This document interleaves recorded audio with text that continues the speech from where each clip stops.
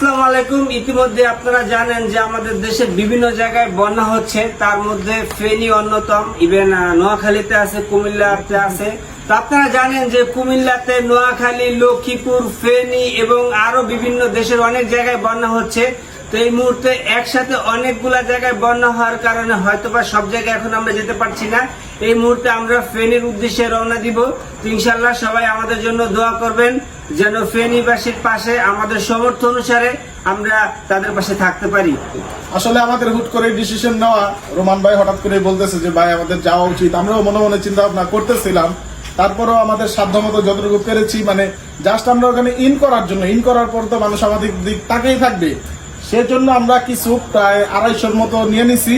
আর পর্যাপ্ত পরিমাণ আমাদের নিজেদের ফান্ড থেকে টাকা নিয়ে নিছি। ওখানে গিয়ে আমরা প্যাকেটিং করবো, কিনবো। তো ইনশাল্লাহ যতটুকু পারি চেষ্টা করব, ওখানে গিয়ে আমরা ওখানে সবার পাশে দাঁড়ানোর চেষ্টা করব। তবে আপনারা একটু কমেন্টে বলে দিবেন কোন কোন জায়গা বেশি ক্ষতিগ্রস্ত হচ্ছে এবং কোন কোন জায়গাগুলা বেশি মানুষ সেখানে বন্দী হয়ে আছে বা খাবারের অভাবে ভুগতেছে, বা যে কোনো সহযোগিতা আমরা চেষ্টা করব আমাদের সাধ্য অনুসারে তাদের পাশে দাঁড়ানোর।